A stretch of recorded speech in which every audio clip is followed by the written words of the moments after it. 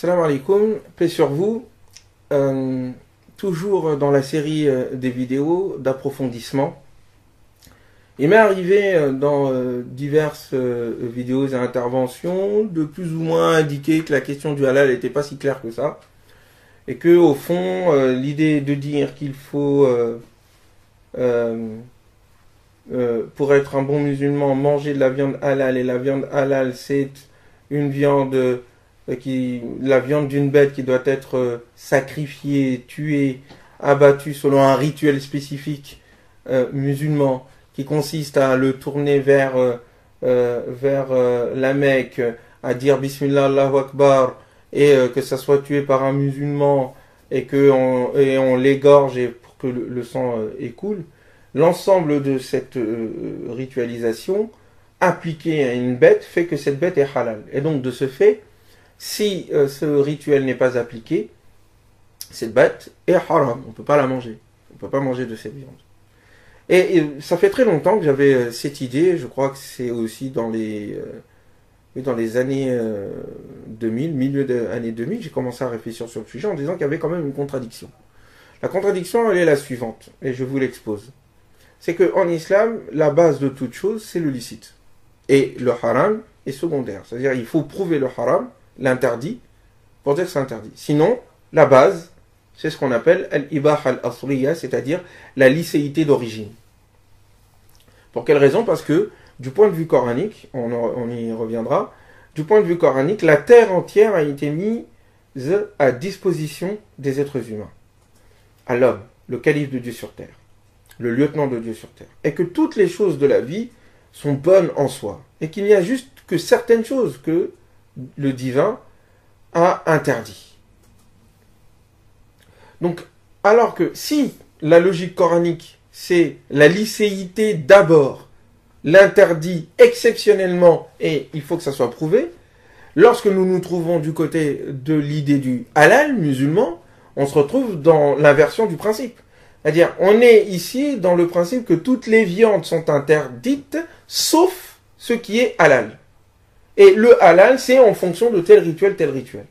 Et ça fait tilt, parce qu'on se dit, mais il y a un problème ici. Il y a une contradiction. Le halal musulman contredit le principe coranique de la licéité d'origine. Très bien. Donc, cela m'a poussé à lire le Coran, à essayer de réunir l'ensemble des passages qui parlent de cette question. Et on va voir ce que le Coran dit. Il se peut qu'effectivement, je me trompe dans ce qui a fait tilt dans mon esprit, ou pas. Donc on va voir. Et donc, il y a 4 passages principaux qui parlent des nombres d'interdits. Il vous est interdit la bête morte, le sang, la viande de porc, et ce qui a été sacrifié par un autre que Dieu. Mais ce qui est intéressant, c'est de relier tous ces passages-là et de reprendre aussi d'autres passages. En fait, il y en a beaucoup d'autres qui sont à prendre en considération, qui traitent la question du licite. Sans plus tarder, lisons ces différents passages, un par un, méditons-les, relions-les, et ensuite on fera une conclusion sur le sujet. Tout d'abord, nous avons ce passage de la sourate Al-Baqarah, le signe 168-169, qui commence par ceci. Ya ayyuhan nas, ô être humain, mangez de ce qu'il y a sur terre, mangez mimma fil ard halalan tayyiba, bon et licite, et ne suivez pas les pas du diable, du démon, car il est pour vous, innahu lakum aduwwun mubin, car il est pour vous un ennemi des plus évidents. Il ne vous ordonne, donc le diable, il ne vous ordonne que le mal et l'infamie. Et il ne vous ordonne que de ne dire sur Dieu ce que vous ne savez pas. Donc il y a ici une permission d'origine. Tout ce qui est de la terre, mimma fil ardi, tout ce qui est sur terre, tout ce qu'il y a sur terre, de bien et de licite, mangez-le. Une permission générale. Très bien. Par contre, le diable ne doit pas être suivi. Pourquoi? Vous allez voir plus loin. Mais on peut déjà le penser et y réfléchir. Le diable est celui qui, dans la même sourate, s'est opposé à l'élection d'Adam et de sa descendance, à la lieutenance de la terre. L'ennemi de l'homme veut emprisonner et dominer l'homme, alors que le divin veut l'établir comme souverain et comme calife de Dieu sur terre. Le calife de Dieu sur terre, on lui donne à disposition la terre. C'est ce qui fait qu'il est calife. Son ennemi, voulant aller à l'encontre de cette lieutenance, va donc restreindre le champ du licite qui est mis à sa disposition, pour le réduire à l'esclavage qu'il n'est pas censé être. À l'esclave qu'il n'est pas censé être. Donc il ne s'agit pas de suivre le diable, car le diable ici va essayer de restreindre le champ licite que je vous ai donné. Continuons.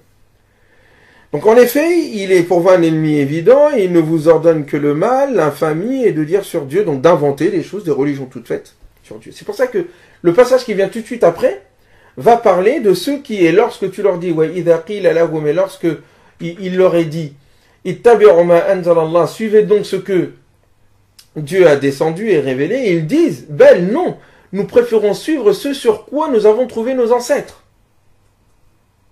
On voit qu'il y a un lien direct entre le fait de suivre le diable et le fait de suivre les paroles des ancêtres. Parce que c'est à travers la tradition, à travers les coutumes, l'héritage, que le diable s'insère pour restreindre le champ du licite, pour en fait normer à la place de Dieu, pour normer à la place de l'homme, pour dominer l'être humain, en disant ça c'est halal, ça c'est haram, je fais ce que je veux.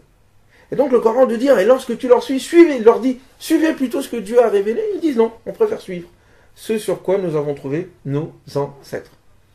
Et il continue, et ce, même si vos ancêtres ne réfléchissaient pas. Et il continue en disant l'exemple de ceux qui ne croient pas sont semblables à celui qu'on appelle, il n'entend rien du tout, et qui dit des choses sans qu'on le comprenne. Ils sont sourds, muets et aveugles. Ceux-là sont comme en fait des animaux. C'est la conséquence. Tu suis le diable va infiltrer l'héritage de tes ancêtres que tu vas suivre, et en faisant cela, tu te refuseras de suivre ce que Dieu a révélé, de liberté et de licite, et donc de ce fait, tu réduis ton cerveau dans la soumission, dans l'imitation, et donc tu te transformes en animal qui n'entend, qui ne comprend, et qui ne voit rien du tout. Il continue donc, ô vous qui avez la foi, mangez les bonnes choses, mangez des bonnes choses que nous vous avons attribuées. Et soyez reconnaissants envers Dieu si c'est lui que vous adorez. Il vous a en effet seulement interdit la charogne, la bête morte, al-mayta, innama harrama alaykum al-maytata wa dama, le sang, la chair de porc, l'ahm al-khinzir, wa ma uhilla bihi li ghayrillah, et ce qui a été dédié à un autre que Dieu. Faman itturra, mais si quelqu'un est dans la contrainte, autrement que par désir ghayra barin, sans qu'il soit dans le désir de la transgression, alors nul péché sur lui, fala ithma alayhi, inna Allah ghafur rahim, car Dieu est pardonneur et miséricordieux. Ces passages sont importants parce qu'elles fondent en fait toute la question du halal, du haram en fait. Pas du halal, du haram. Qu'est-ce qui est interdit dans les aliments? Et tous les autres passages du Coran, comme je vous l'ai dit à plusieurs reprises, le Coran est cohérent, donc il ne se contredit pas. Tous les passages, et vous verrez, parce que c'est extraordinaire comment le Coran est construit, vous verrez qu'en fait, tous ces passages-là ne viennent à chaque fois que confirmer ce passage-là, ensuite pour détailler l'un des 4 points. C'est-à-dire, il y a 4 interdits: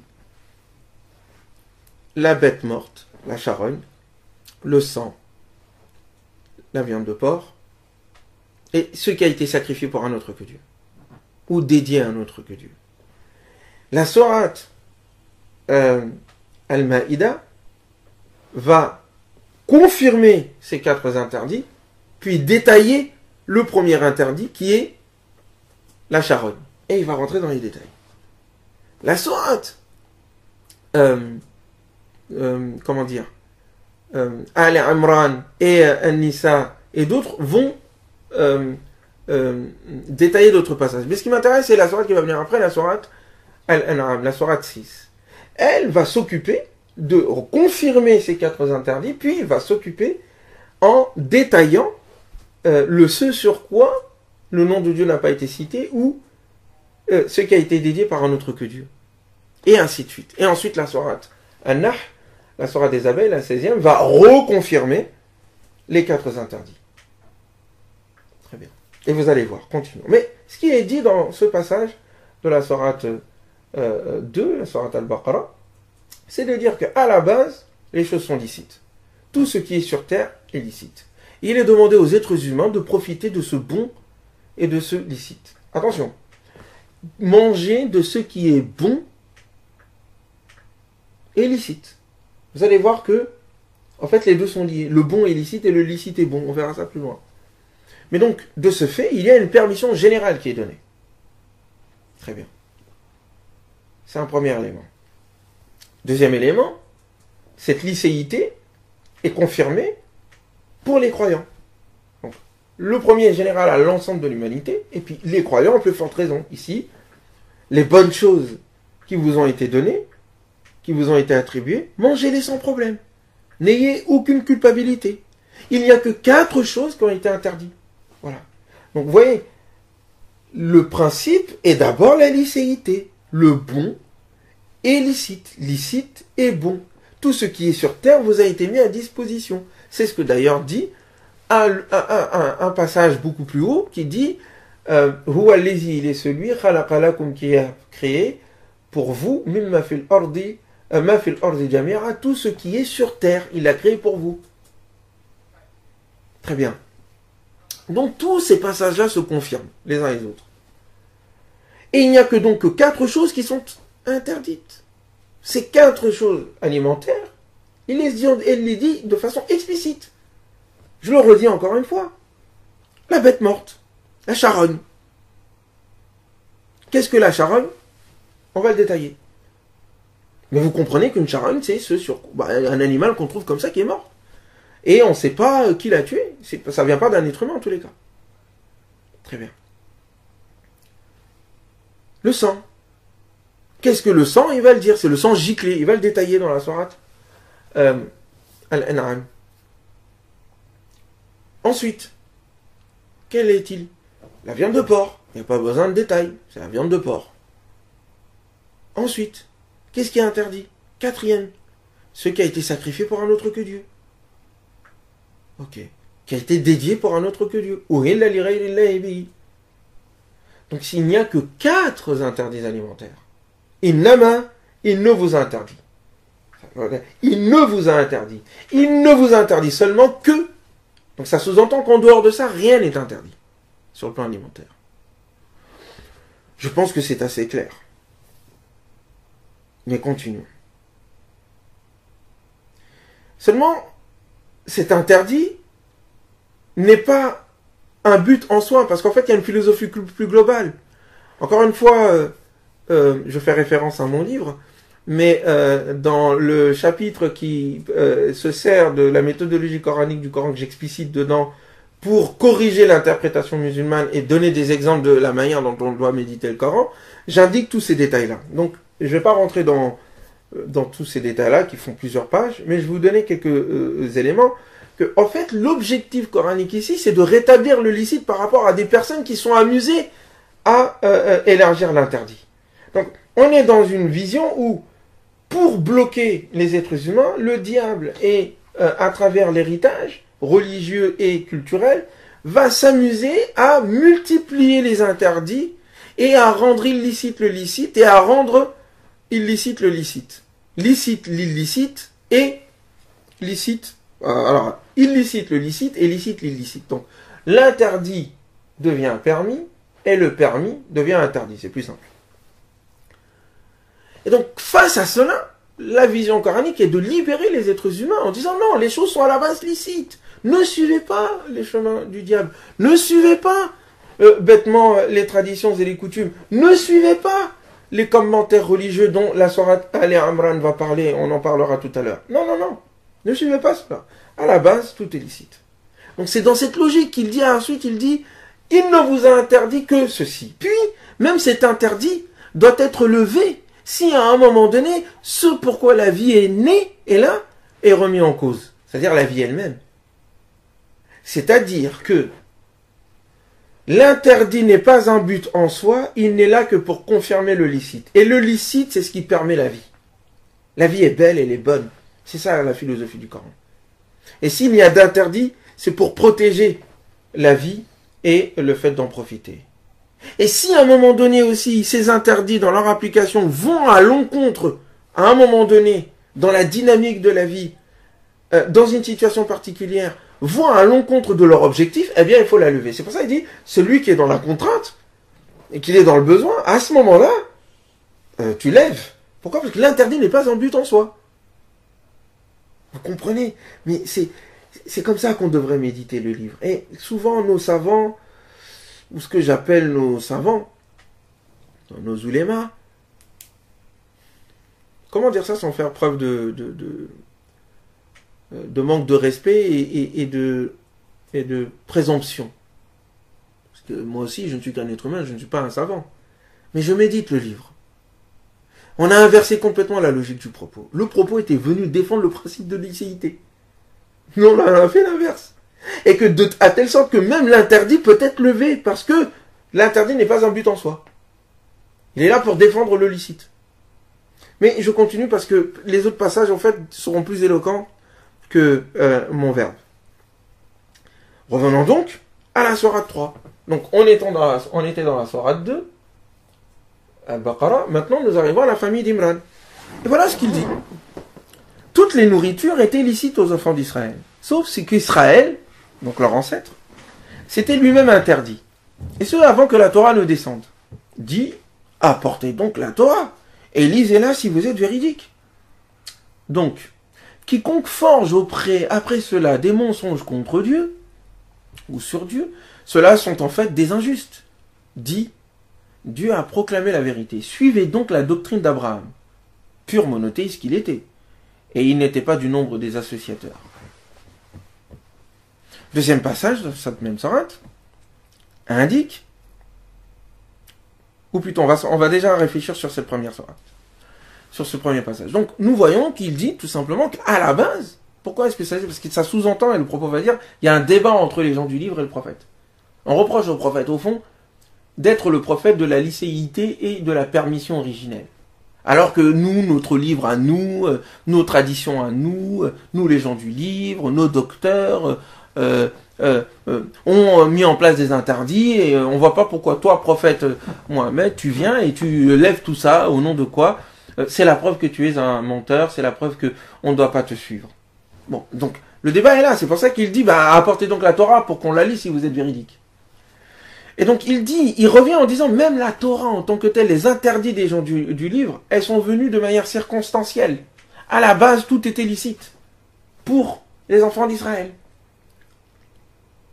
Donc c'est une relativisation, une historisation, et ça c'est intéressant pour ceux qui font soi-disant l'islamologie ou des sciences sociales. Le Coran ne refuse pas le fait que les religions, dans certaines de leurs règles, sont circonstancielles. Mais la circonstancialisation de la religion ne relativise pas les fondements de la religion. Elles en montrent la dynamique et la progression. Bref. Donc la multiplicité des règles et leur dynamique et leur évolution n'est pas la preuve de l'imposture, bien au contraire. Elles sont la preuve de la pédagogie divine qui accompagne les pas de l'humanité. Et que l'erreur est de rester dans les pas précédents en pensant qu'elles sont définitives. Ou de croire que les pas précédents étant relatifs, le chemin lui-même est relatif. Non. Non. Le chemin est absolu. Et les pas et les démarches, la démarche pour pouvoir l'emprunter, elle est relative. Elle évolue. Bref, donc, toutes les nourritures à la base, avant l'arrivée de la Torah, tout était licite. Donc il dit aux gens du livre, il faut revenir au principe. D'ailleurs, la Torah elle-même, avant ça, les enfants, vous-même enfants d'Israël, père spirituel des religieux, les églises, les rabbins, les théologiens, enfin, tout le clergé. Il leur met en face à une vérité claire. Avant la Torah, qu'est-ce qu'il y avait? Il y avait le licite. Et seul Israël s'est interdit certaines choses. Israël, Yaakov, prophète. Donc ces interdits sont spécifiques à Israël, à sa descendance qui ont suivi son exemple, et qui par cela forment une identité, une tribu. Donc il y a un côté identitaire de la protection d'une communauté qui se reconnaît, qui reconnaît ses membres à travers le suivi d'un certain nombre de choses, de rituels. Et donc, en l'occurrence, ici, d'interdits. C'est ce qui fonde une tribu. C'est ce qui a fondé le peuple d'Israël. Donc on peut le comprendre, il n'y a pas de souci. Mais ça n'est pas universel. Ça n'est pas universalisable. Et le prophète de l'universel qui vient avec la miséricorde et la licéité originelle, il revient à ce qui existait avant Israël. Ce qu'Israël lui-même s'est impliqué avant que la Torah ne soit révélée. Très bien. C'est pour ça qu'il dit, à ce moment-là, c'était tout cela, toute nourriture était donc licite aux enfants d'Israël, sauf ce que Israël lui-même s'était interdit, avant que la Torah ne descende. Dit, apportez donc la Torah et lisez-la, si vous êtes véridique. En dehors de ça, tout ce qui, ensuite, de la part des gens du livre, qui voulaient en fait enfermer les gens dans le carcan de leurs commentaires, en multipliant les interdits, comme nous le faisons nous-mêmes, en tant que musulmans, il dit, après cela, quiconque fomente des mensonges auprès de Dieu, ceux-là sont véritablement des injustes. En dehors de ce que le livre dit, et de ce qui était originellement existant avant la venue du livre, la Torah, en dehors de cela, tout ce qui est dit n'est que mensonge, n'est que pure invention. Et c'est pour ça que tout de suite après, pour la question de la licéité d'origine, il parle d'Abraham. Parce que Mohammed, le prophète, alayhi salam sur lui la paix, est venu avec le message originel d'Abraham pour l'universaliser. Or, Abraham est le pur monothéiste. Ce monothéisme pur, cette relation directe avec le divin, établit une relation de confiance avec la création. C'est une relation de confiance, de liberté primaire. Les interdits ne sont venus que de façon circonstancielle et historique, et ne visent qu'un champ particulier de l'alimentaire. C'est la raison pour laquelle, si il indique que les interdits qui existent chez les gens du livre, que le Coran est censé venir attester, il la relativise en disant que c'est historique d'une part, que le principe premier est là, et deuxièmement, il va en donner aussi une circonstance historique. La première est une circonstance sociale, tribale, identitaire. La deuxième est une circonstance historique. Et c'est ce qu'il dit dans la sourate des femmes, signe 160-161, où il dit « C'est à cause de l'injustice de ceux qui se sont judaïsés que nous leur avons rendu illicites les bonnes choses qui leur étaient licites, et aussi pour avoir détourné bon nombre de gens du chemin de Dieu, en raison aussi de ce qu'ils prennent d'usure, riba, bien que cela leur était interdit, et pour leur consommation illicite de biens des gens. À ceux d'entre eux qui se sont égarés, pas tous donc, ceux d'entre eux, c'est important pour pas tomber dans la généralisation, qui se sont égarés, nous avons préparé un châtiment douloureux. Donc ici, nous voyons que la multiplication des interdits dans la loi mosaïque d'avant celle du Coran est due à des circonstances historiques. C'est-à-dire, il y a eu des événements, des attitudes de la part des enfants d'Israël qui ont légitimé et rendu nécessaire le durcissement de la loi. Le durcissement de la loi qui correspond au durcissement de leur nuque. Vous n'avez pas courbé les chines. Et les passages de la Torah même indiquent cela, où Moïse traite les enfants d'Israël d'un peuple dont la nuque est raide, qui désobéit à l'Éternel en sa présence, etc., etc. Donc, ce sont des choses que la Torah atteste d'elle-même. Donc, mais notre propos, il n'est pas là, en fait. Notre propos, c'est d'indiquer que ces interdits du religieux d'avant est circonstanciel. C'est ça. Et que les rabbins juifs et les gens de l'Église chrétienne n'ont pas à reprocher à Mohammed ou aux musulmans de partir du principe que toutes les choses sont licites. Non, puisque c'est la base même, et qu'ils ne peuvent pas se fonder sur leur loi à eux, qui est circonstancielle, et ne peuvent pas se fonder non plus sur leurs commentaires, qui sont des mensonges. et que les lois en elles-mêmes qui sont venues interdire un certain nombre de choses sont spécifiques aux enfants d'Israël quant au côté identitaire de préservation de l'identité et au côté historique par rapport à l'attitude qu'ils avaient envers le divin. Ça, c'est la Sourate 3. Donc vous voyez, ce passage-là vient expliciter, argumenter en faveur du principe originel dont nous avions parlé dans la Sourate Al-Baqarah. Manger de tout ce qui est sur terre. Des gens vont répondre en disant « Oui, mais nous, on a plein d'interdits. D'où tu sors ça ?» Eh bien, il va défendre ce principe de licéité originelle en circonstancialisant et en associant ces interdits d'avant, en revenant au principe originel.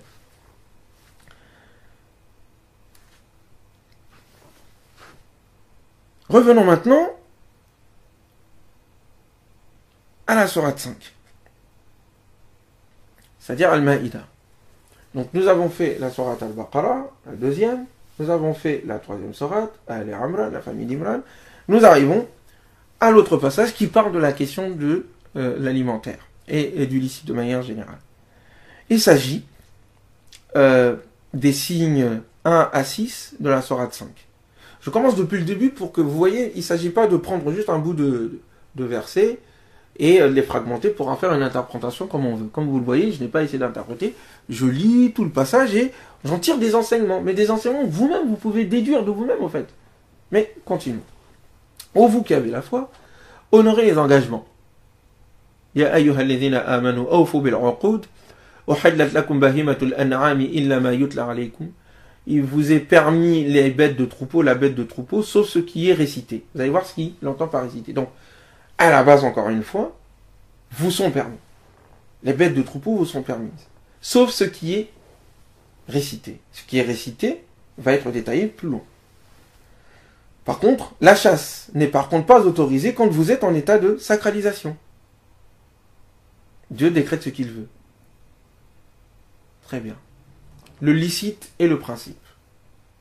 Les bêtes, al-an'am, de troupeau, vous sont licites. Sauf ce qui va vous être récité. Le principe, c'est la licéité. L'interdit est exceptionnel. Par contre, quand on est en état de sacralisation, quand on va faire son pèlerinage à la Mecque, ici, l'interdit est premier. Qu'on n'a pas le droit de chasser. Sauf pour aller pêcher du poisson. Mais on n'a pas le droit de tuer des animaux dans l'état de sacralisation, quand on fait le pèlerinage. Et dans la période du pèlerinage. Quand on est en état d'ihram. C'est important de voir ça. Donc, normalement, ici, ça confirme ce qu'on disait tout à l'heure. Toutes les bêtes de troupeau vous sont licites, sauf ce qui va vous être récité.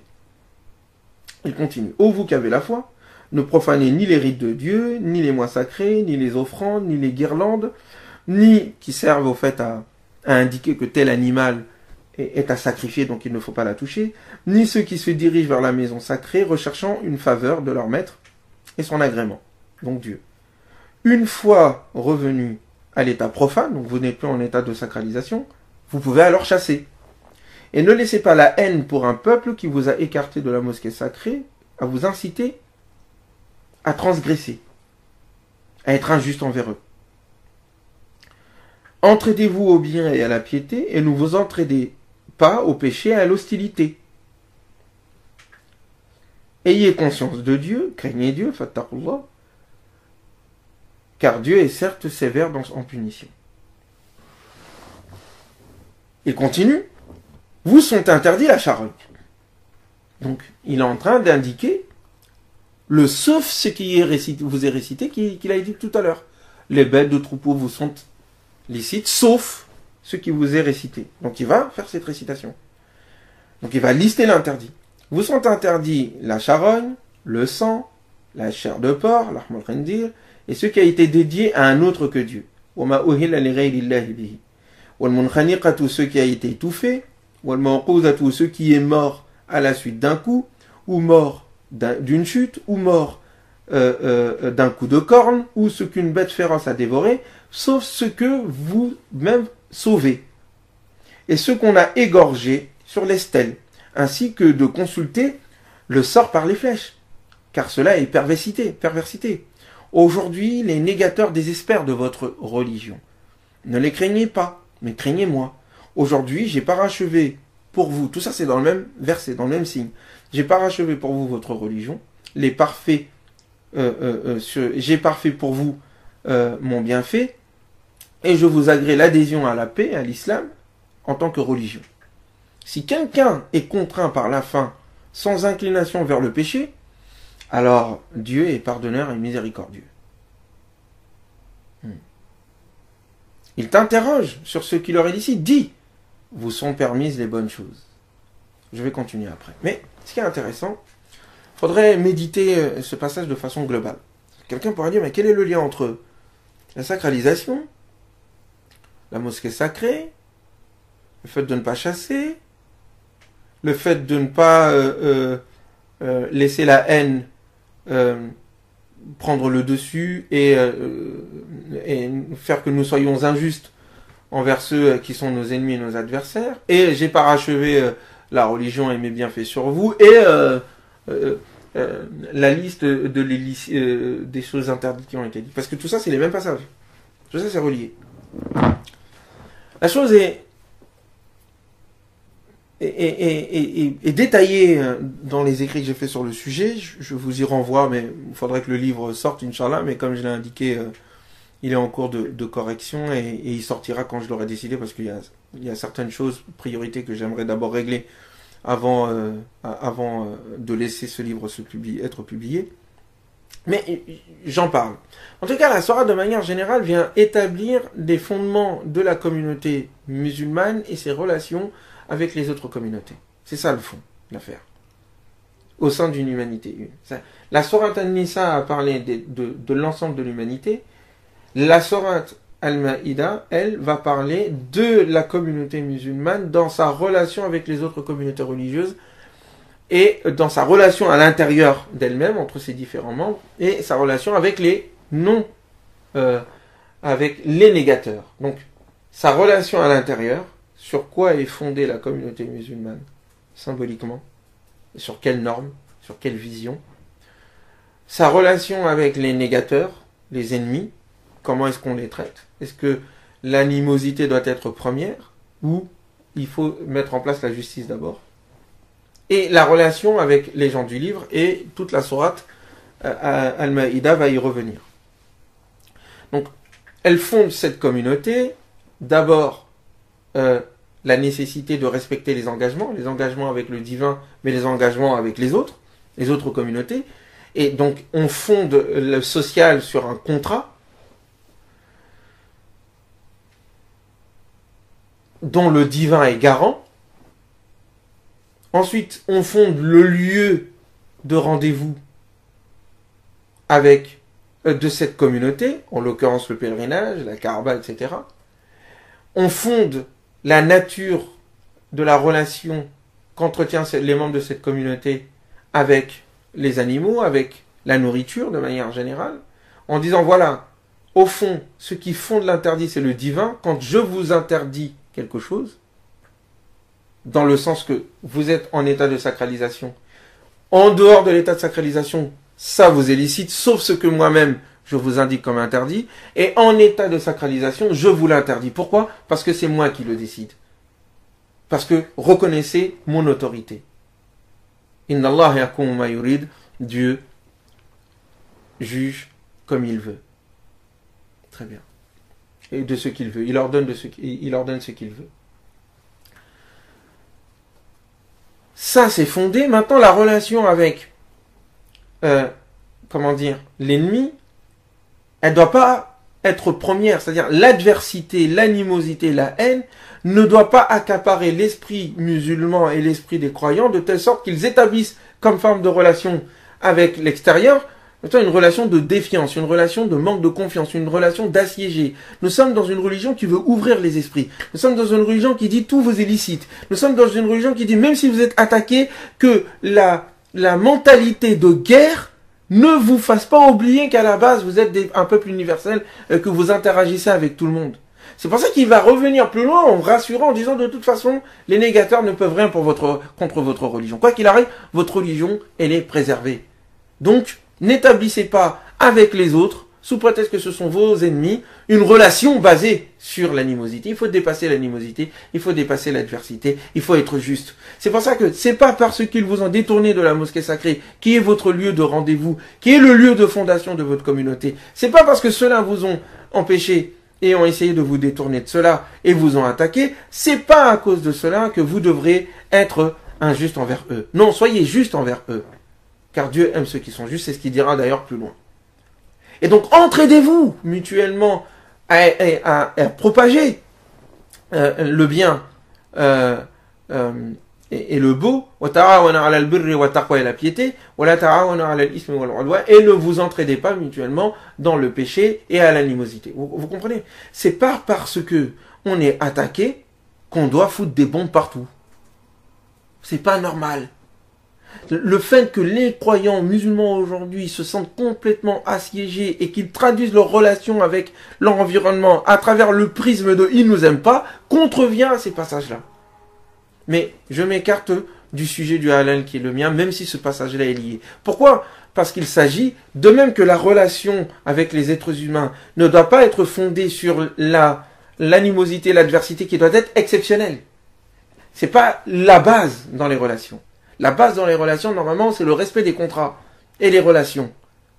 Donc il faut dépasser. De même, dans la nourriture, la base, ça n'est pas l'adversité, non.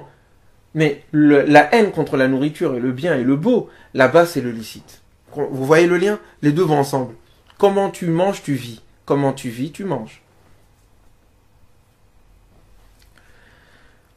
Et donc, c'est à partir de là qu'il va lister donc les interdits.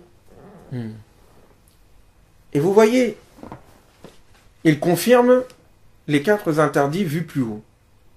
Le problème, souvent avec les livres de droit par exemple, c'est que ils vont se mettre à pas voir la contradiction en disant voilà, il ne vous interdit que 4 choses dans la sourate Al-Baqarah, il va le réitérer dans la sourate Al-An'am, la 6e sourate, tout en disant oui mais il y a plus que 4 quand même. Je lisais par exemple un chapitre de Sayyid Sabir dans Fiqh Sunnah, le livre de droit mondialement connu, qui fait une synthèse du droit musulman. Quand vous allez dans le chapitre des nourritures, bon, il vous fait une liste, une pléthore de listes d'aliments interdits, jusqu'à peut-être interdire les poulets et autres. Après, il va chercher un hadith en disant oui, mais non, les poulets, ils arrivent à s'en sortir, etc. Bref, il y a tout un embriglio, comment dire, un mélange entre le licite, le permis et le haram. Et ils ont fait du permis une catégorie à part, à côté du licite. Ce qui fait qu'ils disent qu'en fait, le permis, c'est ce que Dieu t'a permis de faire. Donc, il t'a dit concrètement, tu peux manger telle viande, mais comme il t'a pas dit dans tel autre passage, tu peux manger telle viande, donc il faut qu'on cherche une règle qui dit que tu peux manger du poulet. Et donc, en fait, ils ont inversé la logique. La logique, c'est on liste le haram. Et quand on liste, on restreint. Dès lors qu'on demande à Dieu à faire une liste du halal, on restreint le halal. Non, il n'y a pas de liste du halal, parce que le halal est général. Il n'y a que le haram qui peut être, l'interdit donc qui peut être listé. Donc il va lister, c'est interdit. Et donc ce sont 4. Et ensuite, il va détailler la première interdiction, c'est-à-dire la viande, la bête morte, la charogne. Et c'est plusieurs. Donc cette charogne, c'est quoi? C'est ce qui est étouffé, ce qui est mort à la suite d'un coup, ou qui est mort d'une chute, ou qui est mort à cause d'un coup de corne, ou une bête un animal qui a été dévoré par une bête féroce. À moins que vous l'ayez sauvé avant. Ou ce qui a été égorgé sur la stèle. Ça, j'arriverai après. Mais vous voyez, certains m'ont dit une fois, je me rappelle dans une conférence, il m'avait interrompu, oui, tu peux pas dire ça, parce qu'il a dit l'animal étouffé. Et donc, un animal étouffé, si on étouffe l'animal de manière générale, c'est haram. Et non, c'est pas ça le propos qu'il dit. Ça, c'est pour revenir aux normes françaises, parce qu'on va y revenir. On parle de halal. Alors on dit, oui, mais les bêtes mortes dans les usines, où elles sont hyper maltraitées, donc ça devrait être une raison pour laquelle on devrait se méfier de ce qu'on mange, et donc demander à ce que on participe au mouvement global qui demande à bien traiter les animaux et à faire en sorte que ils soient bons et qu'ils soient traités de manière non seulement digne, mais pas remplis de produits chimiques. Donc ça, on est d'accord là-dessus. Mais les normes françaises et normes européennes en tant que telles, quand ces normes, quand elles étouffent l'animal, elles ne l'étouffent pas pour la tuer. L'animal ne meurt pas au moment où il est étouffé. À la base, c'est pas ça. Le Coran parle de l'animal qui est mort, étouffé. Tu l'as attrapé, tu l'as étouffé, elle est morte. Pas l'animal qui a été étouffé, ensuite qui s'est réveillé. On parle pas de la même chose là. Donc il ne faut pas confondre. Quand on parle d'étouffement, on parle de la bête morte par étouffement. Ou qui est morte parce qu'elle a chuté. Ou qui est morte parce qu'on l'a dévorée par une bête féroce. Vous verrez pourquoi il dit bête féroce. Ou qui est morte parce qu'il y a eu un coup de corne. Très bien. Et tous ces éléments-là, ce sont les éléments de la charogne. En fait, il vient détailler la charogne, tout simplement. La bête morte. Et la bête morte, c'est quoi? C'est tout animal qui meurt, tout animal mangeable qui meurt, sans intervention humaine ni écoulement du sang. Parce qu'il y a l'interdiction du sang. Donc, le sang n'a pas coulé. Et l'animal n'est pas mort par intervention humaine. Ça fait de cet animal-là une charogne. Très bien. Donc, l'intervention humaine n'ayant pas eu lieu, ça fait de cet animal une charogne. Donc c'est interdit. Que le sang ait coulé ou pas. Il continue. D'autres choses qui sont interdites. Les animaux qui ont été égorgés sur une stèle. Une stèle pour se sacrifier à d'autres dieux. Ainsi que de consulter le sort par les flèches. Car cela est de la perversité. Donc vous voyez qu'immédiatement il va dire, aujourd'hui, les négateurs désespèrent de votre religion. C'est qu'ils ne peuvent plus rien pour votre religion. Vous allez dire, mais quel est le lien? Mais je voulais indiquer, parce que le passage de l'interdit fait partie d'un passage plus global qui veut ouvrir la communauté musulmane à l'universel. Si vous voulez l'universalité, il faut limiter les restrictions. Établir des relations de confiance basées sur un contrat entre les individus et entre les communautés. Par contre, si vous voulez la restreindre, vous multipliez les interdits et vous établissez en termes de relations entre les autres communautés et nations des relations d'animosité. Comprenez que même ce passage-là est en lien avec les affaires de nationalisme, d'identitaire, etc. Mais ça n'est pas le lieu pour que je rentre dans ces détails-là.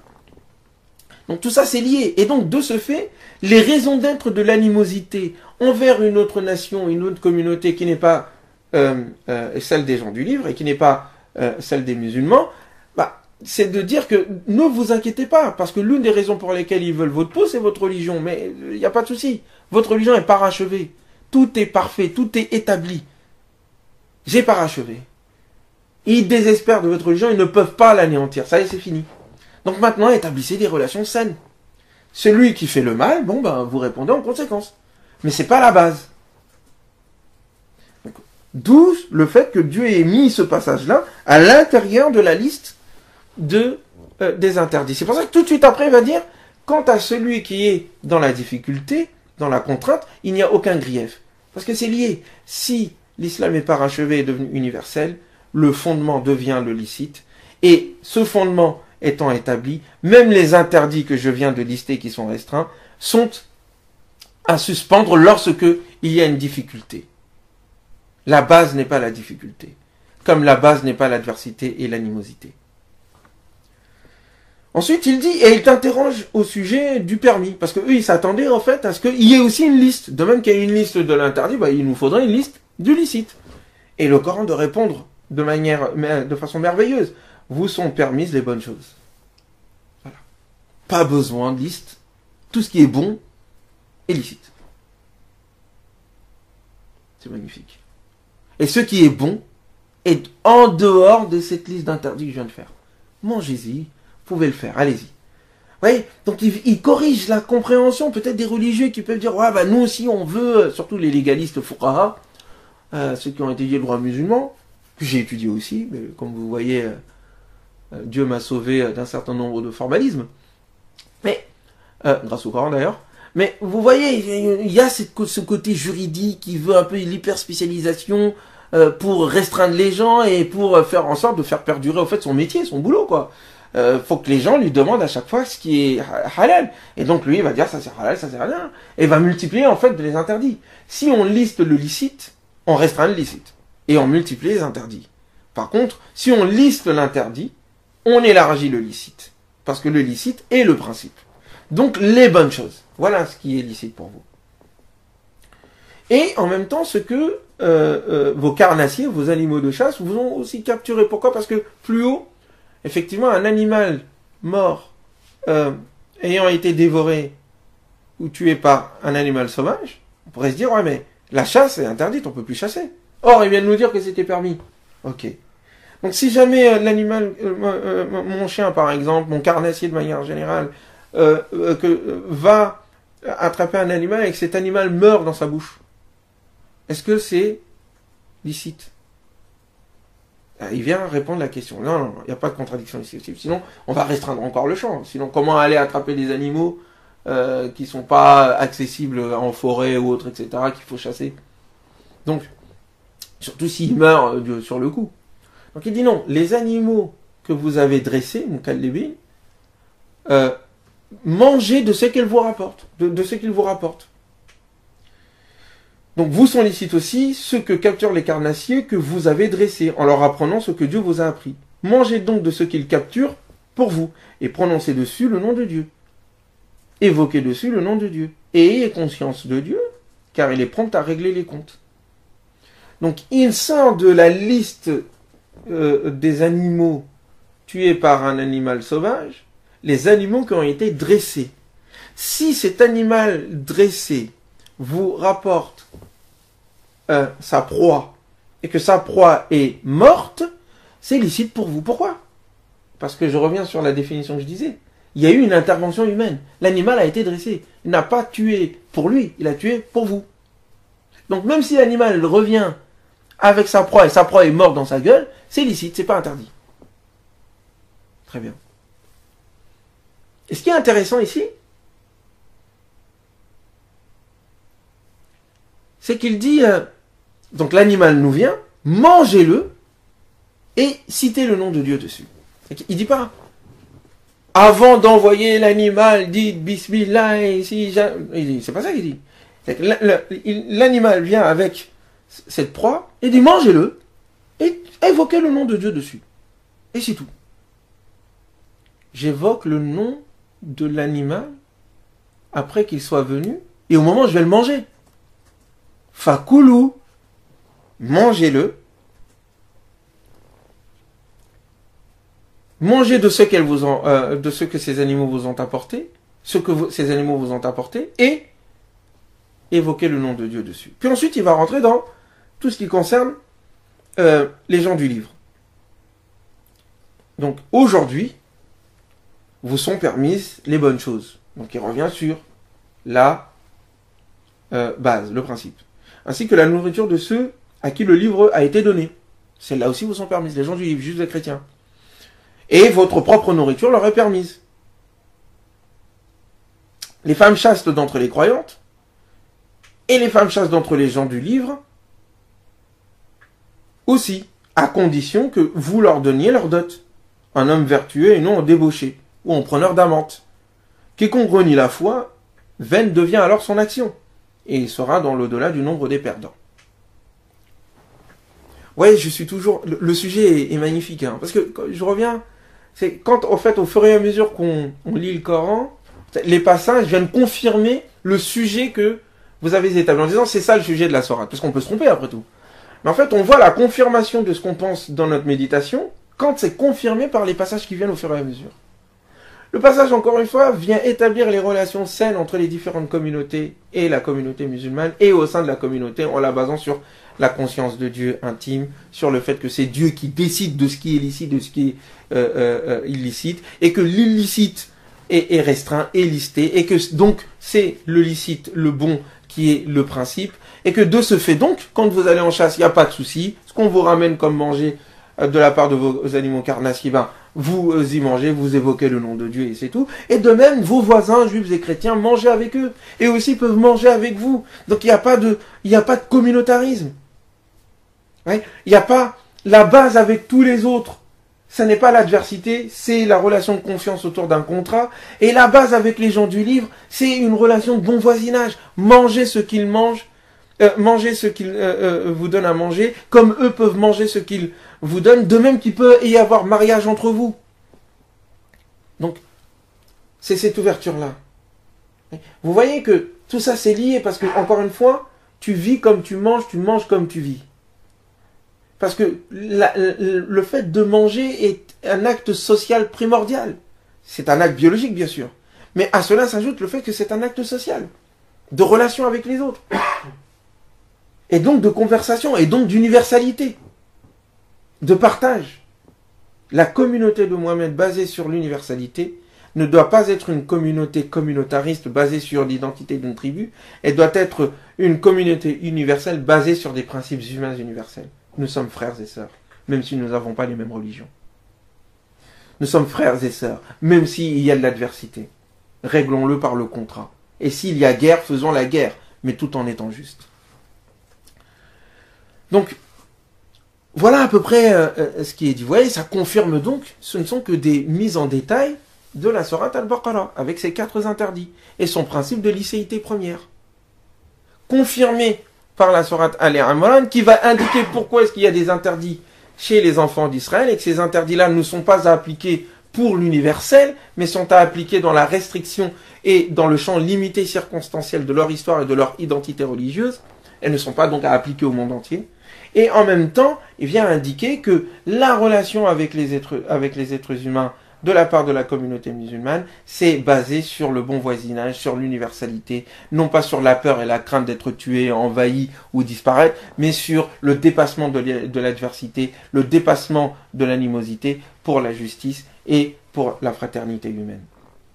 Donc tout ça c'est lié. Maintenant, arrivons à la sourate 6, parce que quelqu'un pourrait me dire, ouais mais, d'accord, donc ce que tu dis, c'est au fond, parce que c'est les 2 piliers, c'est l'un des 3 piliers du halal que je suis en train de remettre en cause, au fait.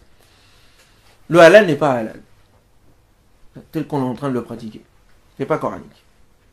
C'est du kasher caché. J'ai rien contre le kasher, mais c'est pas islamique. Ça concerne les gens du livre, les juifs. Mais ça concerne pas nous, on n'a pas de rituel.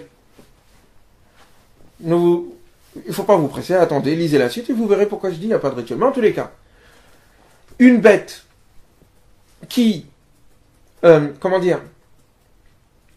pas été tuée par un musulman, ou n'a pas suivi un rituel particulier de la part d'un chrétien, parce qu'on parle des juifs mais les chrétiens n'ont pas de rituel. Alors que certains disent oui, donc on ne peut pas manger la viande des chrétiens. Pourquoi? Parce qu'eux ils n'ont pas de rituel. Mais pourquoi tu veux leur imposer un rituel alors qu'ils n'en ont pas? Donc le Coran il dit les gens du livre de manière générale. C'est de ça dont il est question. Premièrement. Et deuxièmement, une bête morte par intervention humaine, que ce soit à l'usine ou ailleurs, et que le sang a coulé, devient licite de fait. C'est le cas des viandes que nous mangeons en France. Et en Europe de manière générale. Donc quelqu'un va me dire, ouais mais il y a l'autre pilier. Le fait de dire Bismillah. Peut-être, vous avez raison. Nous allons voir. Parce qu'il y a le passage qui dit, dans la sourate que nous allons lire, manger de ce sur quoi le nom de Dieu a été cité. Donc tu vois très bien, Ousmane, que le nom de Dieu doit être cité. Et ne mangez pas de ce sur quoi le nom de Dieu n'a pas été cité. Donc tu vois, il le dit. Relions et méditons ces fameux passages. Car les passages ne se contredisent pas. Donc, je suis dans la sourate 6, qui vient confirmer encore une fois la sourate 2 et la sourate 5. Donc, la sourate Al-An'am, la sourate des bestiaux, confirmant la sourate Al-Ma'ida, la sourate de la table servie ou la scène, qui confirme la sourate 2, sourate de la vache. Et on commence par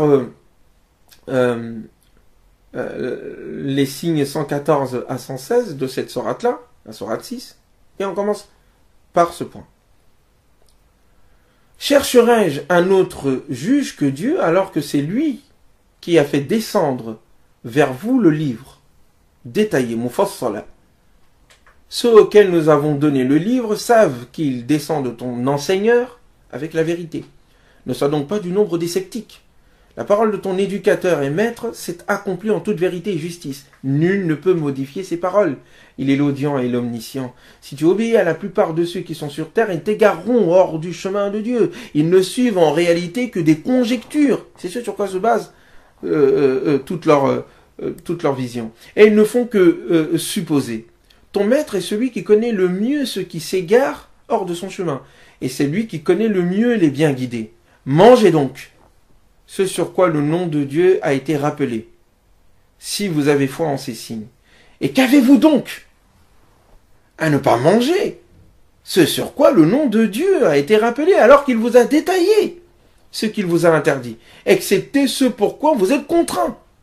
Beaucoup de gens, en réalité, égarent par leur désir et leur passion dans leur ignorance. Et votre maître connaît bien les transgresseurs. Renoncez aux péchés apparents et cachés. Ceux qui acquièrent le péché seront rétribués pour ce qu'ils auront commis.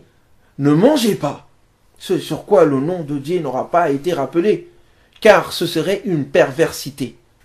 Les diables inspirent à leurs alliés de polémiquer avec vous. Si vous leur obéissez, vous serez alors du nombre des idolâtres. Ça, ce sont les passages de la sourate 6.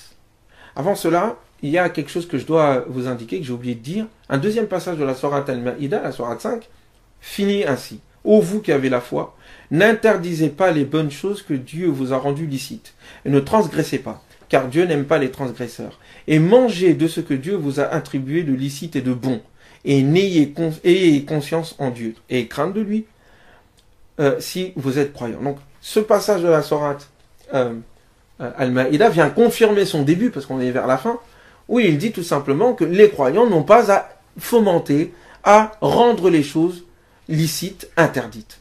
On n'a pas à interdire les choses que Dieu n'a pas interdites, si on est véritablement croyant. Vous comprenez? Donc tout ça se tient. Donc il y a une interdiction formelle. Un croyant n'interdit pas ce que Dieu a rendu licite. Donc revenons à la sourate 6, donc, où justement des gens vont s'amuser à interdire des choses. Et il dit, voilà, ces gens-là, ils suivent leur passion. Ils suivent des conjectures. Ils sont sur rien du tout. Ils ne se basent que sur du vent. Il n'y a rien de concret. C'est pas Dieu qui est venu leur parler dans leurs oreilles. C'est pas un livre qui a été révélé. Donc c'est juste des interprétations. On s'amuse à interdire des choses pour son bon vouloir. Mais son bon vouloir, pourquoi? Pour dominer. Vous allez voir pourquoi. Plus loin. Donc, il dit que mangez donc de ce sur quoi le nom de Dieu a été cité. Il le dit à 3 reprises. Donc déjà, il indique que le livre a été descendu, que ce livre-là est détaillé, et plus loin, il indique que l'interdit a été aussi détaillé. Il est celui qui a détaillé pour vous l'interdit. Et donc, il indique, mangez de ce sur quoi le nom de Dieu a été rappelé. Qu'avez-vous donc à ne pas manger de ce sur quoi le nom de Dieu a été rappelé? Ne mangez pas ce sur quoi le nom de Dieu n'a pas été rappelé. Ce serait une perversité. Mangez de ce sur quoi le nom de Dieu a été rappelé. Pour quelle raison ne mangeriez-vous pas ce sur quoi le nom de Dieu a été rappelé? Et ne mangez pas de ce sur quoi le nom de Dieu n'a pas été rappelé. Ce sont ces 3 passages-là. Un autre passage va venir. Ces 3 morceaux de passage, qui est la base, au fait, des musulmans, les légalistes, les fuqaha surtout, et ensuite la pensée musulmane contemporaine qui dit que, bon, voilà, il dit, quoi, si tu dis pas Bismillah, tu peux pas manger. Je pense que c'est une mauvaise interprétation et il faut relire le passage. Pourquoi? En réalité, ce passage-là vient indiquer et détailler le 4e interdit de la sourate Al-Baqarah, confirmé par la sourate Al-Ma'ida. C'est-à-dire, ne pas manger ce qui a été dédié pour un autre que Dieu. Dans la sourate Al-Baqarah, il dit « Ma uhilla bihi li ghayrillah » ce qui a été dédié pour un autre que Dieu. La sourate Al-Ma'ida va reprendre le propos de وَمَا أُهِلَّ بِهِ لِغَيْرِ اللَّهِ وَمَا أُهِلَّ لِغَيْرِ اللَّهِ بِهِ ce qui a été dédié pour un autre que Dieu. Très bien. Donc,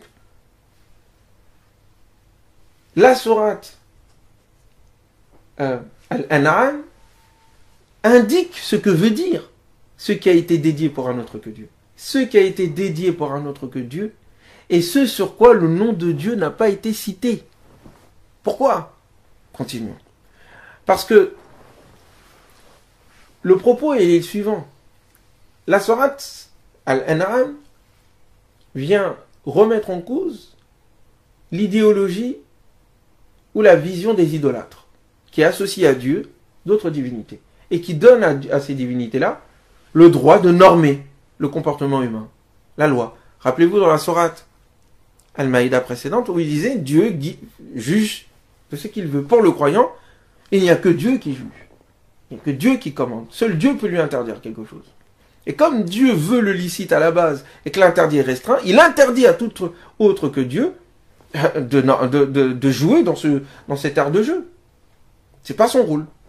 Et donc l'idolâtrie consistera justement à donner à ces divinités-là les prérogatives divines sur la norme, qui fixe les normes, et sur à qui est dédié les sacrifices. Très bien. Et donc l'une des choses, et on va le dire plus loin, on va le dire plus loin, ne vous inquiétez pas.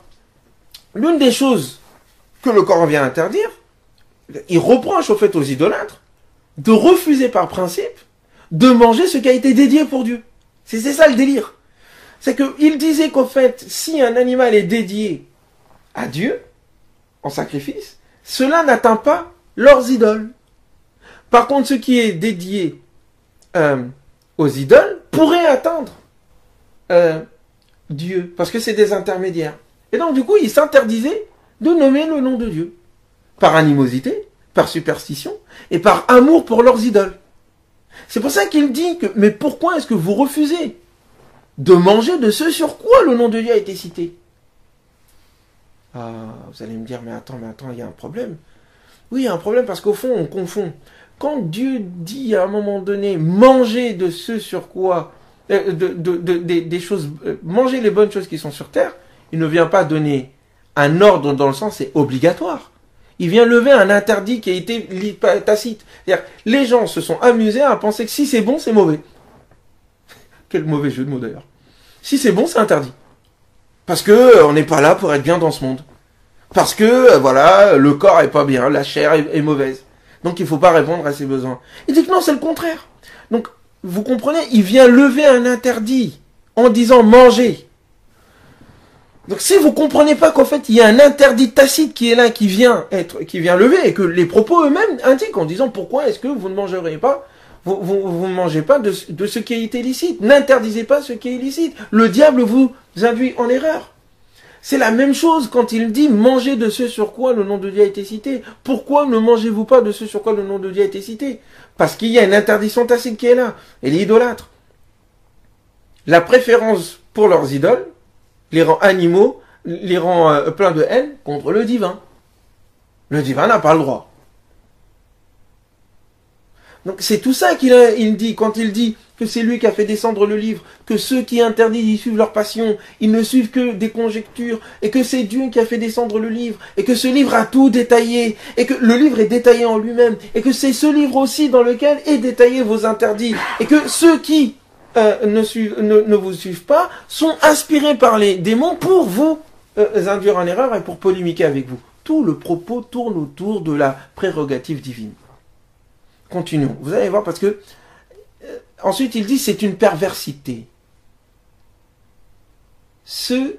Pourquoi vous ne mangez pas de ce sur quoi le nom de Dieu n'a pas été cité, parce que c'est une perversité. Je reviens, encore une fois, les propos sont synonymes. Manger de ce sur quoi le nom de Dieu est cité. Parce qu'il y a des gens qui ne veulent pas manger de ce sur quoi le nom de Dieu est cité. Et donc il leur dit, pourquoi est-ce que vous ne mangez pas le nom de Dieu, ce sur quoi le nom de Dieu a été cité? Et ensuite il continue en disant, ne mangez donc pas ce sur quoi le nom de Dieu n'a pas été cité, car c'est une perversité. Perversité pourquoi? Parce qu'elle est dédiée à un autre Dieu. Vous allez me dire, je l'invente, la suite du passage le dit. Continuons. Mangez donc de ce sur quoi le nom de Dieu a été rappelé, si vous avez foi en ces dieux. Qu'avez-vous à ne pas manger de ce sur quoi le nom de Dieu a été rappelé, alors qu'il vous a détaillé ce qu'il vous a interdit, excepté ce pourquoi vous êtes contraints. Et beaucoup de gens égarent par leur désir, dans leur ignorance, et votre enseigneur connaît bien les transgresseurs. Je continue. Donc, et il donne à Dieu une part de ce qu'il a multiplié de récoltes et de bestiaux en disant ceci est pour Dieu selon leurs prétentions. Et ceci est pour nos idoles. Mais ce qui est pour leurs idoles n'atteint pas Dieu. tandis que ce qui est pour Dieu atteint leurs idoles, combien leur jugement est mauvais. C'est ainsi que leurs idoles ont embelli aux yeux de beaucoup d'idolâtres le meurtre de leurs enfants, parce qu'on en est venu à là. Donc ils donnaient aux idoles le droit de normer, symboliquement, le droit de normer alimentairement, et le droit de normer même au niveau de leurs enfants. Tout ça font partie du risque. Afin de causer leur perte, de les jeter dans la confusion au sujet de leur religion. Si Dieu avait voulu, il ne l'aurait pas fait. Laissez-les donc, eux et ceux qu'ils inventent. Dis, je ne trouve d'interdit dans ce qui m'a été révélé à aucun mangeur d'en manger, si ce n'est la charogne. Le sang répandu, donc il explique ce qu'est le sang, quel sang est interdit. C'est daman masfouha, le sang qui gicle. Le sang répandu, ou la chair de porc, car c'est une souillure, ou ce qui, par perversité, a été dédié à un autre que Dieu. Je reviens. Plus loin, il dit, ne mangez pas. Plus haut, il dit, ne mangez pas de ce sur quoi le nom de Dieu n'a pas été cité, car c'est une perversité. Je vous ai dit que ce sur quoi le nom de Dieu n'a pas été cité est synonyme avec ce qui a été dédié pour un autre que Dieu, parce que c'est lié. Si tu veux dédier pour un autre que Dieu, il ne faut pas que tu cites le nom de Dieu. Si tu cites le nom de Dieu, tu ne peux pas le dédier pour un autre que Dieu. Vous comprenez? Donc, c'est de ça dont il est question. Et donc, dans les deux cas, il dit, ce sur quoi le nom de Dieu n'a pas été cité est une perversité, et pour indiquer que c'est synonyme, il vient nous dire, et ce qui, par perversité, a été dédié à un autre que Dieu. Je répète. Ne mangez pas de ce sur quoi le nom de Dieu n'a pas été cité, car c'est une perversité. Et il dit, vous est interdit ce qui, par perversité, a été dédié par un autre que Dieu. Le fait de dédier par un autre que Dieu est une perversité. Le fait de ne pas nommer le nom de Dieu dans le cadre du sacrifice est une perversité. C'est-à-dire c'est dédié à l'idolâtrie. C'est pour ça qu'il dit dans d'autres passages qu'il s'agit d'un fisc, d'une perversité, de quelque chose de mauvais. Ah, vous comprenez. La basmala et le bismillah n'est pas un rituel pour manger. Non. Elle est une obligation pour dédier. On est dans le cadre de l'adoration, quand on sacrifie. Quand vous partez à la Mecque, parce que là on est toujours dans la Mecque d'ailleurs, quand vous sacrifiez un animal pour le dédier à Dieu, pour ensuite distribuer la viande aux pauvres, faut le dédier à Dieu, donc vous dites bismillah. Quand vous le dédiez pour un autre que Dieu, les idolâtres, ils le dédient au nom de un tel. Et eux, ils connaissaient Dieu. Donc, pour pas, justement, qu'il y ait une shubha et que l'idole, le wali fulan ou l'idole qu'ils veulent, à qui ils veulent faire plaisir, on va essayer de pas citer le nom de Dieu, quoi. Non, c'est pas la peine. Et c'est ça qui était interdit. Donc, c'est une guerre contre l'idolâtrie et contre tout ce qu'il y a comme vision d'interdiction de principe, de vol de l'avenir, en tuant les enfants, en restreignant les êtres humains, en s'amusant à foutre le désordre, excusez-moi le mot, à mettre le désordre dans la pensée humaine, en s'amusant à interdire des choses sans aucune logique. Ou à rendre licite des choses sans aucune logique. Parce que le fait de s'amuser à interdire, c'est pour restreindre le peuple. Mais pas pour eux. Eux, ils se permettent de faire leur propre fatwa. Hein, vous voyez par exemple des personnes qui se permettent de dire que... alors, ils disent en public mariage de jouissance haram. Pourtant, ils se le rendent licite pour eux. Vous voyez? C'est un exemple, hein, on peut le multiplier. C'est une caste qui veut restreindre le champ des gens pour les asservir. Mais vous pouvez mettre ça aussi, les multinationales, vous pouvez mettre là-dessus. Les normes qu'ils font, le fait, on n'est pas dans le côté religieux, mais on est dans le côté économique, mais c'est toujours pour faire des gens des troupeaux. Des troupeaux, tout simplement. Donc, ils rendent interdites des choses sans queue ni tête, ou ils rendent licites des choses sans queue ni tête, mais pour asseoir leur pouvoir, pour restreindre les gens. Donc, ce sur quoi le nom de Dieu n'a pas été cité est synonyme d'avec ce qui a été dédié à un autre que Dieu. Donc il ne s'agissait pas de dire Bismillah, si tu dis pas Bismillah, la nourriture est fausse. Elle est illicite. Il s'agit de ne pas manger la nourriture des idolâtres quand ceux-ci le dédient à leur Dieu. C'est de ça dont il est question. Donc, je lève aussi le troisième pilier du halal musulman. ou musulmaniste. C'est le fait qu'il faut que ça soit sacrifié par un musulman. Dans aucun endroit du Coran, il est demandé cela. Les gens du livre, on l'a vu. Eux, il n'y a pas de rituel à faire, parce que par principe, ils sont censés ne pas dédier leurs animaux à un autre que Dieu. Donc la question ne se pose pas. On mange avec eux, ils mangent avec nous. Il n'y a pas de souci. On a un principe commun. Quelqu'un va me dire, ouais, mais il y a la Trinité, Jésus. Écoute, arrête tes histoires. Les chrétiens, quand quand ils mangent, il n'y a même pas de règles chez eux. Ces rituels-là n'existent pas. Les règles légales n'existent pratiquement plus chez les chrétiens. Ce sont plus des règles d'ordre théologique, où ils sont amusés à interdire la vie en tant que telle, en pensant que la chute, après la désobéissance d'Adam et Ève, fait que la vie en elle-même est malédiction. Donc c'est ce genre de restriction que le Coran vient lever de leur côté. Mais ils n'ont pas de rituel. Donc le fait qu'ils soient trinitaires ou pas ne rentre pas en ligne de compte. C'est des chrétiens et on peut manger ce qu'ils mangent. C'est tout. C'est aussi simple que ça. Par contre, les rituels existent chez nos amis juifs. C'est leur rituel.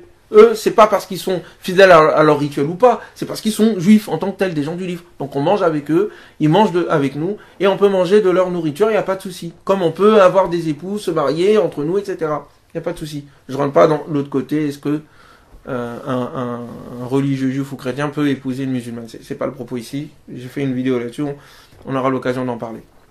Donc, mais un idolâtre, par contre, la question c'est pas son idolâtrie, il n'est pas juif, il n'est pas chrétien, il n'est pas musulman, donc on peut pas manger, non. Ce qui est interdit, c'est quand il dédie. Ce qu'il dédie à leur Dieu, c'est ça qui est interdit de manger. Mais un athée, ou, je sais pas moi, un hindouiste qui vous invite chez lui et qui vous offre du bœuf bourguignon, quoique les hindous et le bœuf c'est pas la même chose, donc c'est un mauvais exemple. Mais en tous les cas, vous avez même un sataniste. Bon, même si je sais pas ce qu'on va faire avec un sataniste, mais peu importe, c'est des exemples extrêmes. Mais il vous donne à manger, vous mangez ce qu'il mange, c'est tout. Par contre, s'il est là en train de sacrifier son cochon, ou le cochon c'est haram, sa poule ou son poulet ou je ne sais quoi pour telle idole et autres, ça vous mangez pas. C'est ceux qui rentrent dans le cadre de leur rituel religieux quand ils sont idolâtres. C'est ça qui est interdit. Pas de façon générale. Un athée, vous mangez sa viande, si c'est pas du porc. Et que il n'est pas parti l'étouffer bizarrement. Parce qu'on ne fait pas, justement, parce qu'il y a des normes en France. Donc, je reprends. La bête morte, c'est la bête qui est la charogne qui est morte sans intervention humaine. C'est une charogne, donc.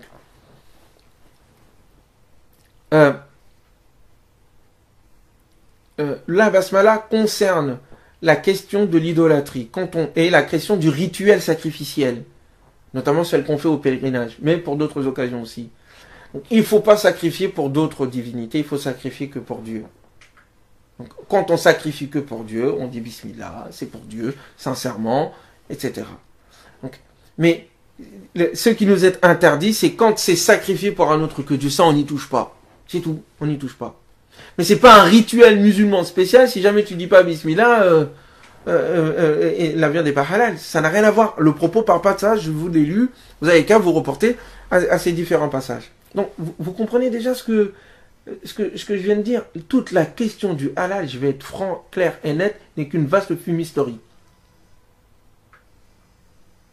Voilà où on en est. Il y a eu on a construit ça idéologiquement. En fait, on a cachérisé la conception musulmane. Du côté juif, je peux le comprendre, comme on l'a dit, historiquement parlant, c'est une communauté qui est entourée de d'autres communautés, et ils étaient les seuls à porter la foi divine, en tout cas telle qu'ils la portaient, et donc on était dans des relations de méfiance avec les autres communautés, il fallait construire l'identité. Donc ici, on peut comprendre l'interdiction, même dans le cadre du mariage, même dans le cadre de la nourriture. Mais du côté musulman, c'est une communauté universelle qui est censée parler avec tout le monde. Donc si on met en place des règles qui sont faites pour une autre ère et une autre communauté, on falsifie l'islam. C'est ce qui est en train de se passer. C'est pour ça que j'appelle ça musulmanisme. On a inversé les principes. Donc à partir de là, déjà, je crois que vous avez un certain nombre d'éléments. Je pourrais continuer, notamment avec la sourate Yunus, avec la sourate la dernière d'ailleurs qui parle de ce sujet, la sourate 16, les abeilles, où cette dernière dit par exemple, donc la sourate Yunus indique par exemple le fait que les uns et les autres se mettent à interdire, à inventer en fait une religion de toute pièce en disant ça c'est licite et ça c'est haram, alors qu'ils n'ont pas de preuves concrètes. Et ils préfèrent en fait suivre ce qu'ils amassent comme information ou amassent comme argent, au lieu de suivre en fait ce qui a été indiqué et révélé. Puis, la sourate surtout qui m'intéresse le plus ici pour conclure, c'est la sourate des abeilles qui va en fait condenser et résumer, reprendre en fait l'élément introducteur dans la sourate Al-Baqarah, la première, en disant « Mangez donc de ce que Dieu vous a attribué de licite et de bon, et soyez reconnaissants pour le bienfait de Dieu, si c'est lui seul que vous adorez. Et il vous a seulement interdit la charogne, le sang, la chair de porc, et ce qui a été dédié à un autre que Dieu. Mais si quelqu'un est contraint autrement que par désir ou transgression, alors Dieu est pardonneur et miséricordieux. Et ne dites pas, d'après le mensonge proféré par vos langues, ceci est licite, cela est illicite, pour forger le mensonge contre Dieu. Ceux qui forgent le mensonge contre Dieu ne réussiront pas. Piètre jouissance. Pour eux, il y a un châtiment douloureux. Nous y sommes. Si vous voyez toutes les difficultés dans lesquelles on est, c'est qu'on s'est rajouté des règles que le Coran n'a pas indiquées. On a rendu difficile les choses alors qu'elles étaient très simples. Tout ce qui est bon est licite. Tout ce qui est sur terre est licite. Ne vous sont interdits que 4 choses. Ces 4 choses sont claires. Toute viande qui n'est pas du porc,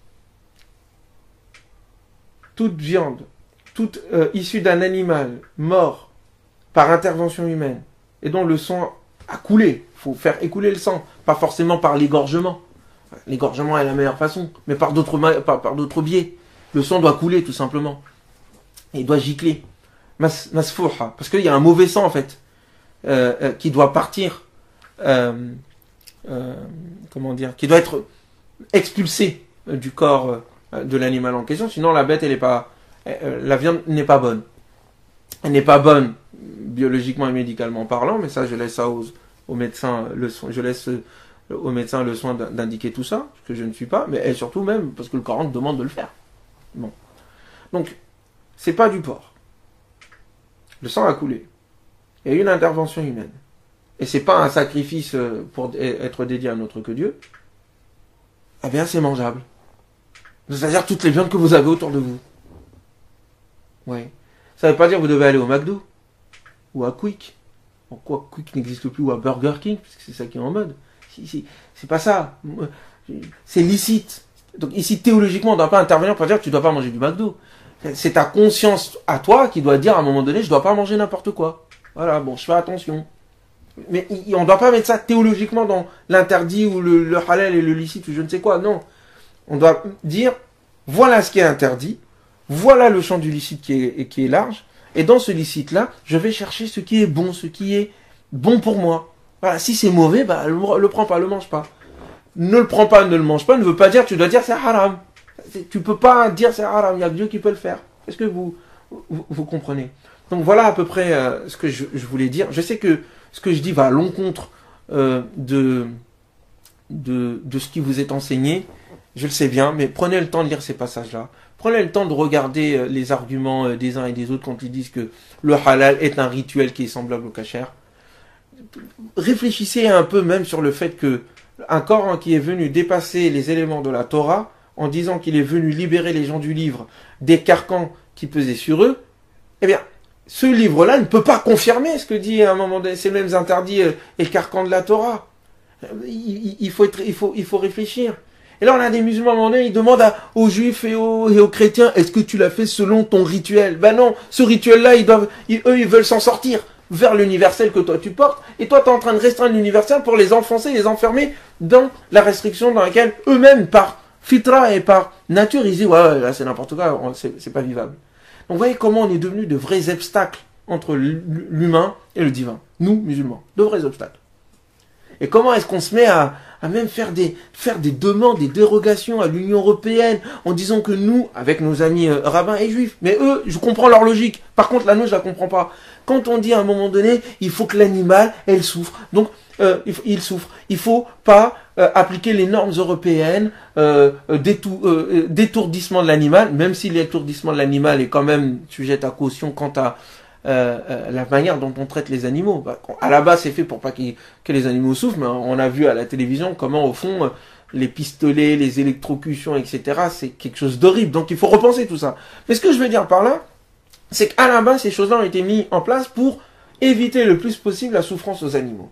Et donc, vous voyez des musulmans avec nos amis juifs qui viennent les voir en disant non, parce qu'islamiquement, religieusement, l'animal doit sentir le couteau. On dirait Freddy Krueger. Faut que l'animal souffre, sinon c'est pas halal. Qu'est-ce que vous voulez que je dise? On est la cause de la risée. C'est pour ça que le Coran critique amèrement et vertement les religieux, qui s'accaparent la religion en l'interprétant n'importe comment. C'est ridicule. Il faut que ton âne, il faut que l'animal souffre, pour que tu dises alhamdoulilah, c'est halal. Et c'est écrit où ça? C'est écrit nulle part. C'est écrit nulle part, mon ami. T'as inventé, t'as restreint, et tu nous as tous mis dans la panade. Voilà ce qu'il en est. Et du coup, je connais des gens, par exemple, ils mangent pas à la cantine. Voilà, parce que, sauf le vendredi, pour les chrétiens. Voilà où on en est. Mais pourtant, vous voyez par exemple les rigoristes salafistes, nos amis saoudiens, je parle du peuple saoudien, vous voyez que eux, ils n'ont pas de problème avec la viande qui vient d'Europe. C'est-à-dire, quand vous allez à la Mecque, allez manger du grand burger dans le Burger King qui se trouve en face de la Mecque, quelque chose horrible. Ouais, KFC, Coca-Cola, autour de la Mecque. On sait ce qu'on adore. Enfin bref. Enfin, ce que certains adorent. Quand tu es en train de manger ce hamburger, la viande, elle vient en fait d'Europe ou d'Australie. Parce que pour eux, ils disent c'est des pays chrétiens, donc on n'a pas à chercher. Par contre, nous qui sommes en France, on se prend la tête en disant ouais, c'est un pays athée, on sait pas, faut le rituel, c'est haram, c'est halal. Ces choses-là n'existaient pas dans les années 80. Ces choses-là ont émergé à la fin des années 90. Pourquoi? Alors que nos parents, ils n'étaient pas moins musulmans que nous. Qu'est-ce qui a fait que ça a émergé? Pour quel business est-ce que ça a été mis en place? Parce que je le dis comme je le pense, c'est du business. Du business. Du business. Comme auparavant, l'église ou les classes religieuses s'amusaient à prendre l'argent des gens en profitant de leur ignorance. On arrête tout ça. On arrête tout ça. Maintenant, on a même des polémiques où on demande aux enfants à la crèche. La petite ou le petit mange pas de la viande à la crèche. C'est pas sérieux. Et ça crée des conflits. Alors, je suis pas là pour dire parce que j'ai peur des conflits. Je dis que c'est des conflits inutiles parce qu'elles sont pas fondées coraniquement.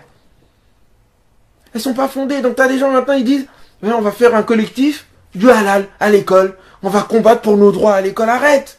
Il y a d'autres droits, des droits plus importants sur lesquels tu dois te battre. Là, laisse tomber. Vérifions avant de faire des revendications, vérifions d'abord ce qu'en dit le Coran. Ne faisons pas des luttes identitaires. La religion, c'est pas une identité, c'est une foi. Et ce sont des règles, et ces règles, c'est pas toi qui les inventes, ni tes savants, ni les miens, ni personne. C'est écrit explicitement dans le Coran ou ça ne l'est pas. Si c'est pas écrit explicitement dans le Coran et confirmé par le prophète, eh bien c'est licite et on y va. Donc vous voyez donc que même les hadiths qui rajoutent des interdits, là où il est dit au prophète lui-même, dit, je ne connais dans ce qui m'a été révélé d'interdit que les 4 points, il ne peut pas à un moment donné rajouter des interdits.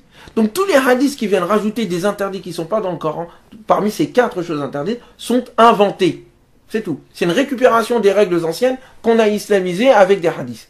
Elles ne tiennent pas la route au niveau du sanad, c'est-à-dire la chaîne de transmission. Elles contreviennent au Coran, qui dit, il ne vous a interdit que. Alors quelqu'un va dire oui mais c'est abrogé ou c'est restreint ou arrêtons de jouer. Les passages sont clairs et nets. Maintenant chacun fait ce qu'il veut. Mais vous voyez, le voile ou la question du halal ou d'autres personnes, ce sont des idoles identitaires qui figent la communauté musulmane dans une restriction communautariste et tribale, là où les passages du livre sont là pour l'aider à s'ouvrir à l'humanité, parce qu'à la base votre religion est celle d'Abraham. Et Abraham, était celui qui a accédé au tawhid cosmique. Et que le prophète Mohammed est venu confirmer. Et de ce fait, pour aller au niveau du cosmos, et surtout pour faire en sorte que l'humanité soit un véritable calife de Dieu sur terre, et donc pas un esclave de pensée démoniaque, il faut lui donner accès au licite qui est sur terre, et non pas restreindre son champ. Il faut libérer sa créativité artistique dans le champ alimentaire, comme dans le champ sexuel avec son épouse, comme dans... Oui, je le dis, ça fait partie de l'art.